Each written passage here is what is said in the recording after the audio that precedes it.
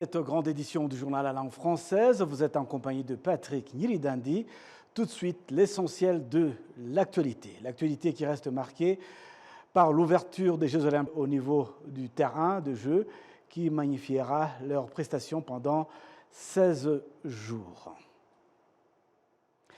Le chef de l'État français Emmanuel Macron loue les efforts déployés par le président rwandais Paul Kagame pour le développement du sport au Rwanda. Cette indication a été faite par le président Macron jeudi au Louvre à Paris à l'occasion du sommet sur le sport et le développement durable. Jean Damascène Manichimwe nous fait le point.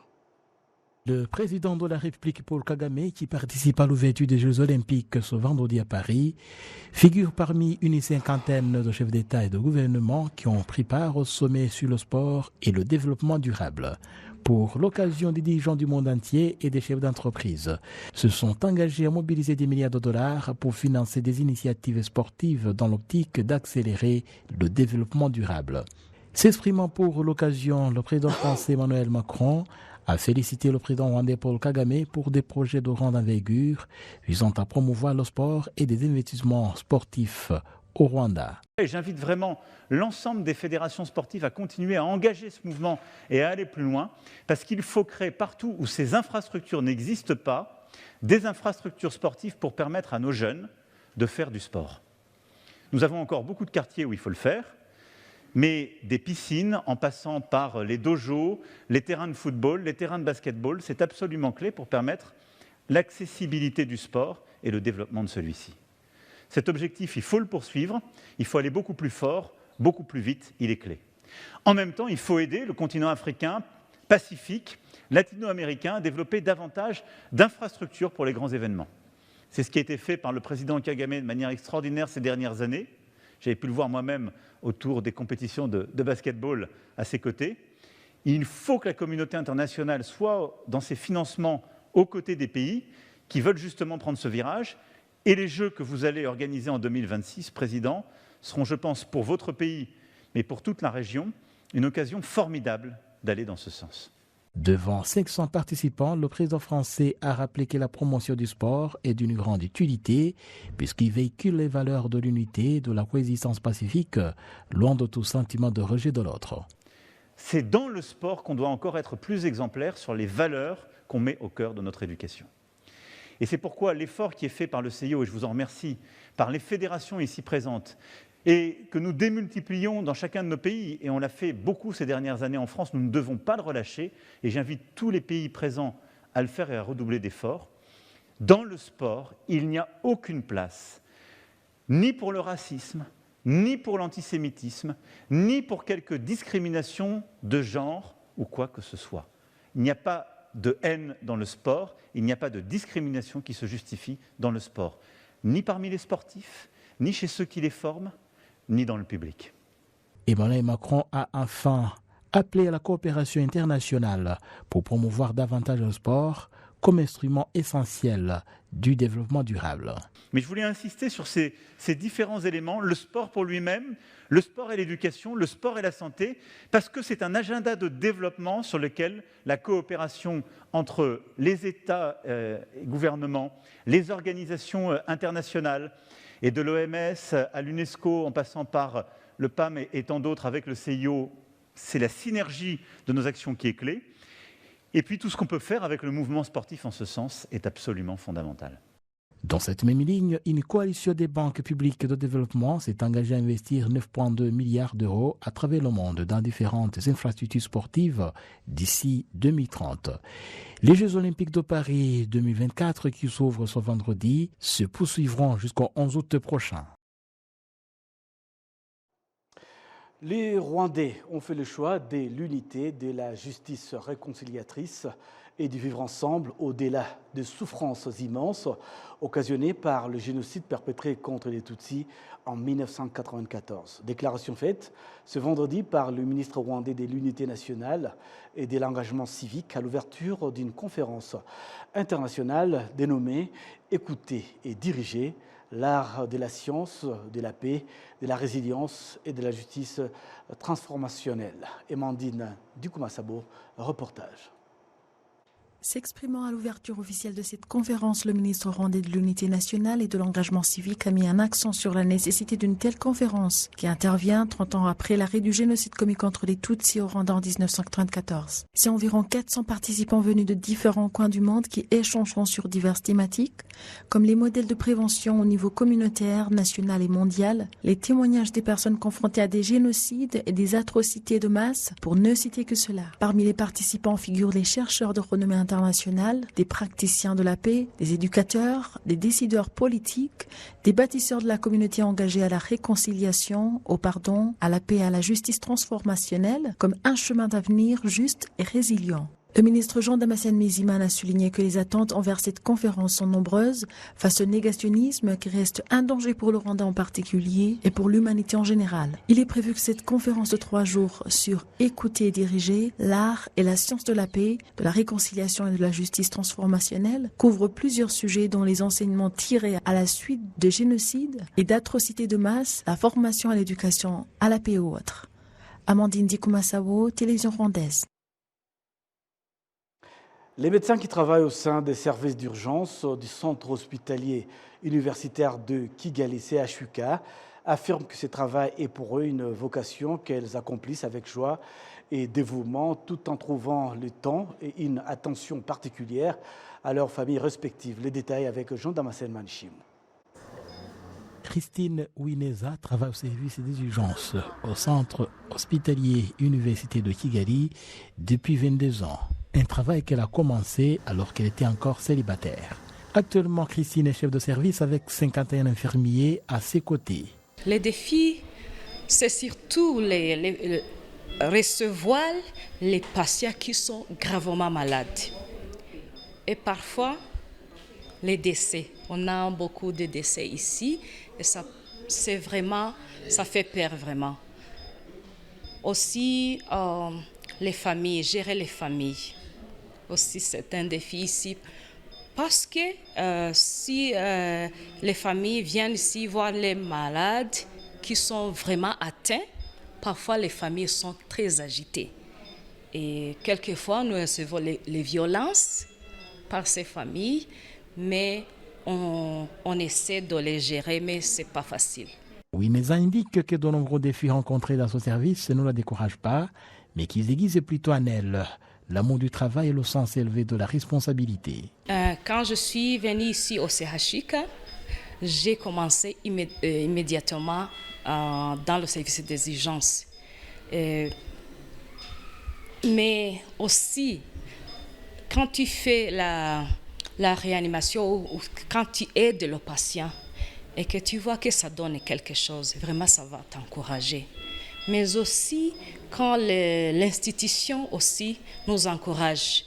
Parfois, ils nous donnent les formations. Comme ça nous encourage à rester dans la carrière. Ce témoignage de Christine est partagé par le docteur Doris Ouamarolo-Lorette, médecin qui s'occupe des urgences des soins intensifs au CHUK. Comme Christine Wineza, Dr Doris Ouamarolo indique qu'un tel travail est une vocation qui exige le sens du dévouement pour pouvoir l'adapter aux exigences familiales. Faire ce travail en soins d'urgence et la vie de la famille, c'est un peu compliqué, mais c'est possible. Dès qu'on commence à travailler ici, on y travaille encore parce qu'on ne sait pas gérer le travail qui est dur comme ça et la famille. Il y a des fois où on travaille beaucoup plus d'heures et qu'on rentre un peu tard. Je voudrais dire que aussi nos familles nous aident tellement parce que ce n'est pas facile. Disons si vous êtes des enfants et que votre maman ou votre papa rentre tard tous les soirs, fatigué ou bien beaucoup de gardes comparé aux autres qui travaillent ailleurs, ce n'est pas facile. Mais je crois qu'avec une bonne communication, ça finit toujours par se résoudre.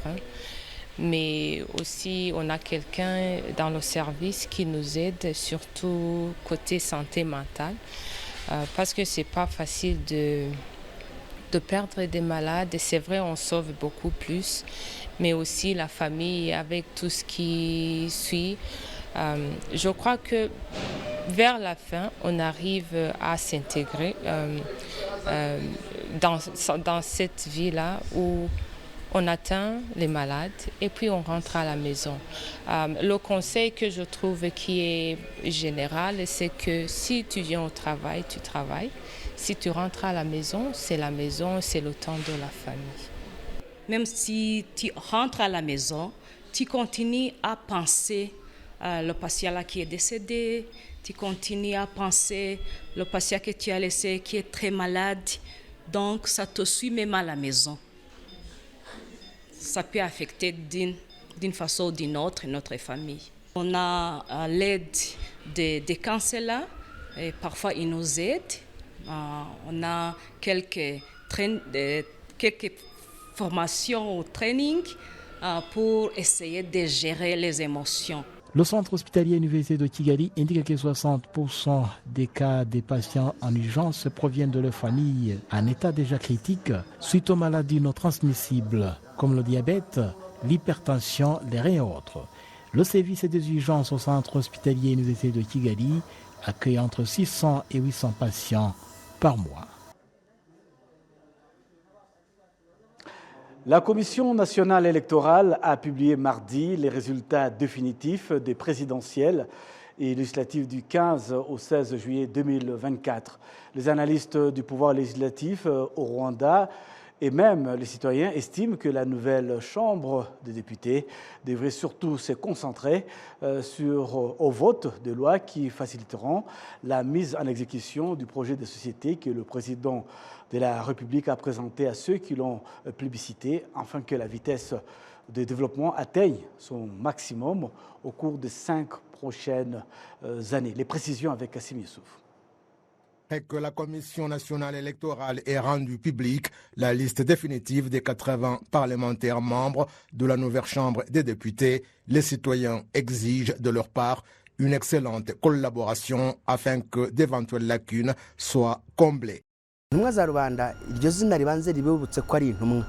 Nous voulons leur rappeler qu'ils sont les élus du peuple. Ils doivent savoir que leur travail ne consistait pas seulement à siéger dans les locaux du Parlement, mais plutôt à être là où il faut agir. Ils devraient siéger au Parlement, mais aller à la rencontre de la population au niveau des instances de base pour que nous puissions discuter de la gouvernance du pays sous la direction du président Paul Kagame. Un simple coup d'œil à la liste de ces élus du peuple fait voir des personnalités qui se sont favorablement fait remarquer partout où ils sont passés dans différentes institutions publiques et leur expérience va certes apporter un plus dans le perfectionnement de ce que les citoyens attendent d'eux. Ils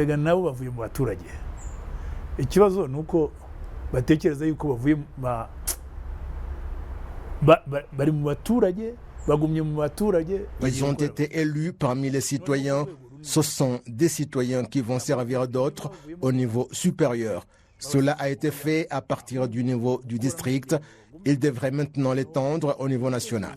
S'ils répondent aux besoins du sud, du nord, de l'est et de l'ouest et les intègrent, cela aura un impact sur l'ensemble du pays. Moukama Abbas, qui était membre de la Chambre des députés de 2000 à 2018, partant de son expérience, estime que la nouvelle Chambre des députés va œuvrer à l'unisson pour voter des lois qui vont favoriser une excellente mise en exécution des programmes du gouvernement au cours des 5 prochaines années. Ils doivent s'assurer que les lois qu'ils votent sont conformes au programme du président de la République et visent à résoudre les problèmes qui touchent les citoyens. Lorsque le gouvernement propose un projet de loi à l'approbation du Parlement, il concerne tous les citoyens, qu'il s'agisse de ceux qui ont voté pour lui ou non. Il devrait donc analyser ces lois, article par article, et les mettre au diapason des attentes et des besoins des citoyens. Certains représentants des organisations non gouvernementales indiquent que la nouvelle Chambre des députés devra déployer davantage d'efforts dans le contrôle de ceux qui mettent en exécution certaines infrastructures d'intérêt général et le faire plus qu'antérieurement. Nous voulons que les députés votent des lois en faveur des citoyens et qu'ils utilisent leur pouvoir pour prendre les bonnes décisions. Je voudrais dire ici que les députés ont la possibilité de disqualifier un ministre, mais nous n'avons jamais entendu cela se produire lors des mandats précédents. Nous pensons qu'un leader qui commet des grosses erreurs, comme on le voit toujours dans le rapport de l'auditeur général des finances publiques, devrait être disqualifié par le Parlement. En effet, lorsque les erreurs ne sont pas corrigées, elles se répètent toujours. Certaines affectent directement le bien-être des citoyens, par exemple la corruption et bien d'autres encore. Et en fin de compte, le bien-être des citoyens, la croissance économique et le développement en général ne peuvent pas être atteints.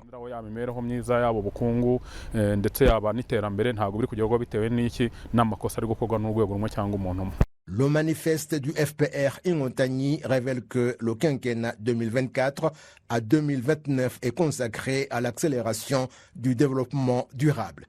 Le FPR Ingontagny indique en effet qu'il va fournir des efforts dans la création de nouveaux emplois à hauteur de 250 000 au moins par an, surtout pour les jeunes et les femmes.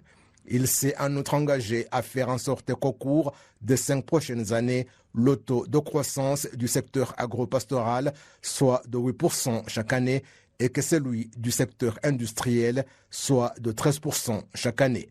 L'honorable Mukabalisa Donatil dit à ce propos que la nouvelle Chambre des députés devra se mettre au diapason de la vitesse que non seulement le pays s'impose, mais également la région et le monde pour que le Rwanda puisse réaliser les objectifs de développement durable.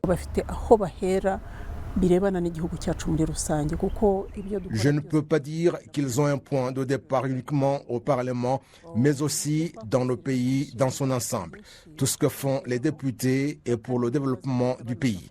Nous avons accompli beaucoup de choses sur lesquelles ils continueront à s'appuyer et à les améliorer, car à mesure que le pays se développe, une plus grande attention est portée aux besoins des Rwandais, mais aussi à l'évaluation de la situation du pays par rapport à la région, au continent et aux perspectives mondiales, et tout devrait être fait en fonction des besoins des citoyens et d'autres dynamiques mondiales.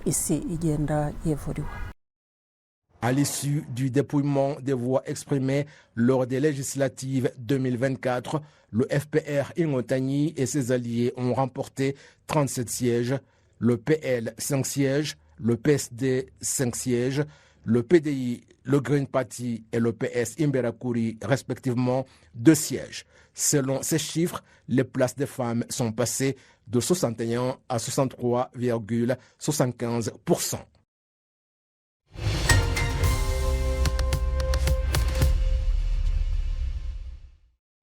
Bienvenue à l'entretien de la semaine. L'actualité régionale reste marquée par la situation très mouvante en République démocratique du Congo, avec chaque semaine de nouveaux développements. Des fois, les communs de mortels ont du mal à se retrouver. Pour décortiquer cette actualité, l'invité de l'entretien de la semaine, c'est Tite Gatabazi, juriste, journaliste et analyste politique, spécialiste de la région de Grand Lac. Bonjour et bienvenue à vous, monsieur Tite. Bonjour, cher Patrick. Voilà, évoquons tout d'abord cette affaire rocambolesque, avec les limogeages de l'abbé professeur Bahala Loucheke, émissaire du gouvernement congolais à Kampala. Qu'est-ce qui s'est vraiment passé dans cette affaire qui passe dans les réseaux sociaux? Donnez-nous un éclairage par rapport à cette affaire. C'est que ça se passe en République démocratique du Congo et il n'y a que là-bas où on a le génie de faire les choses à l'envers, pour rester poli. Le professeur Bahala est responsable de la commission de démobilisation, de réinsertion, et en plus de ça, il est abbé. Un titre officiel? Non, il est abbé, donc il appartient au clergé catholique. Et c'est à ce titre qu'on l'a mis là-bas pour que la commission ait un minimum de crédibilité, parce que les bailleurs de fonds sont quand même suffisamment échaudés avec les détournements qu'il y a dans le pays. Et donc, comme il s'occupe vraiment question de démobilisation et de réinsertion, il est dépêché à Kampala, officiellement. Il a un ordre de mission, il a une délégation avec lui, sauf que Kinshasa voulait impérativement que ça reste ultra secret. Mais pourquoi Parce que le président Tshisekedi et son gouvernement ont un discours belliciste. Depuis 2-3 ans, ça n'arrête pas. De crier au loup, de parler de la montée en puissance des FARDC, de recruter des mercenaires, de faire alliance avec les FDLR, de jouer un peu au ping-pong. Un coup, on est à Luanda, on désavoue Luanda. Un coup, on va à Bujumbura, on change tout. Et donc, ce discours radical, on ne négociera jamais avec le M23, fait qu'ils ont bloqué eux-mêmes la porte du dialogue. Et donc, comme ils sont au pied du mur, militairement, ils sont défaits avec toute la coalition qu'ils ont avec eux et l'armada des armes. Diplomatiquement, ils deviennent de plus en plus inaudibles. Et sur le plan politique, il faut avouer qu'à Kinshasa, ça joue vraiment de la cacophonie. C'est comme la circulation dans les rues de Kinshasa. Et alors, quand vous avez tous ces ingrédients-là qui virent vraiment au rouge, on demande à M. l'abbé de se rendre à Kampala. À Kinshasa, il n'y a pas de secret. Tous les documents signés par le chef de l'État dans les minutes qui suivent sont sur la place publique. Et donc, son ordre de mission est sur la place publique. Alors, ils sont pris de panique, ils ne réfléchissent pas suffisamment, ils ne savent pas gérer les crises. Et donc, c'est une mini-crise, et tout ce qu'on fait, on lui demande d'abord une espèce de démenti, qu'il dise qu'il est allé récupérer les enfants congolais pris par les ADF. La mayonnaise ne prend pas. C'est un religieux. Et il est religieux, il ne sait pas trop mentir. L'AFP confirme l'information depuis Kampala et ils ont vu la délégation du M23 et celle du Congo prendre langue. Et donc, le président signe l'ordonnance pour le démettre et il envoie la pauvre soldate Tina Salama, assez sympathique quand même, pour aller lire l'ordonnance à la télévision. Voilà, en gros, il paye toute cette cacophonie, il paye les tergiversations qu'il y a au sommet de l'État et il paye aussi ce discours guerrier que tient à la fois le président et tous ceux qui le soutiennent.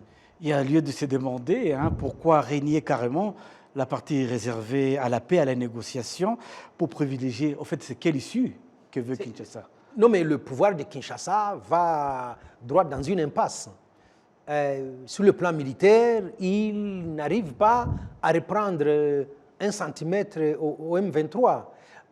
Je disais que sur le plan diplomatique, ça ne prend pas. Et donc, vous avez autour du chef de l'État des cercles d'influence. Le premier cercle est tous les copains venus de Bruxelles qui estiment qu'en mettant la main sur le magot d'achat d'armes, ils vont prendre les rétrocommissions. Vous savez qu'ils disent que les rétrocommissions sont autorisées à Kinshasa.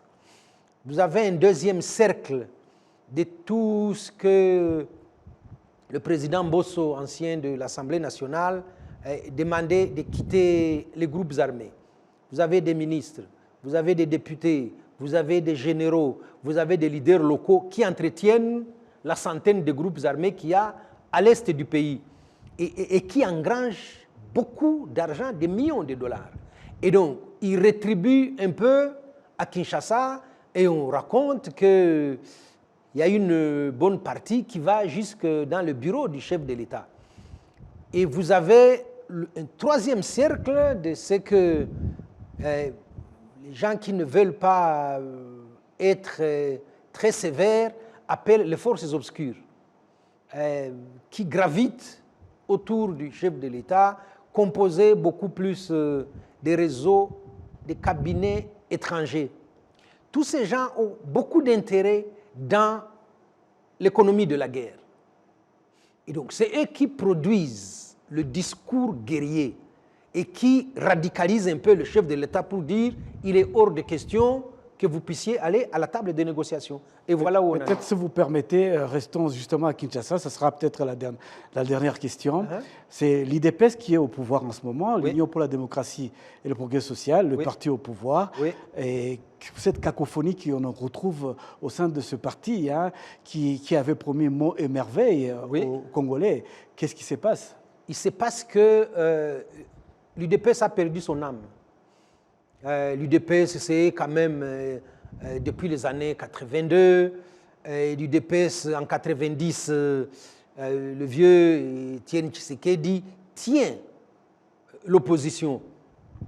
Mais depuis 2010-2011, les élections de 2011, il est affaibli, il est malade, il est de plus en plus à l'étranger pour des soins. Et donc, la bataille de la succession commence. Cette bataille de succession va déchirer le parti. Et à son décès, Jean-Marc Kabound, qui est secrétaire général à l'époque, se bat pour ramener Félix Tshisekedi à la présidence du parti et on a une scission. Les Jacquemains prennent une partie, beaucoup de caciques du pouvoir. Il y a deux camps. Les légalistes, comme ils s'appellent, et les anti, ils lisent très mal leur statut, ils demandent un congrès, ça ne va pas. Et donc, ils continuent comme ça. 2018, Tshisekedi arrive au pouvoir, porté en grande partie par Jean-Marc Kabound. Et jusqu'aujourd'hui, l'UDPS ne sait pas qu'il dirige ce pays. Jusqu'aujourd'hui. C'est une situation... Et donc, le secrétaire général, Augustin Kabouya, se targue partout que c'est lui qui a nommé les députés. Il est accusé de corruption, de népotisme et tous les antivaleurs qu'on connaît à Kinshasa. Et donc, l'UDPS a perdu son âme. Effectivement, l'IDPS a perdu son âme, on le constate avec la situation actuelle dans le pays. Nous vous remercions, Tite Gatabazi, pour avoir répondu à notre invitation et puis pour nous avoir éclairés. Mesdames et messieurs, nous arrivons donc au terme de ce journal. Au nom de toute l'équipe qui m'a accompagné tout au long de ce journal, je vous souhaite de passer un excellent week-end à notre compagnie.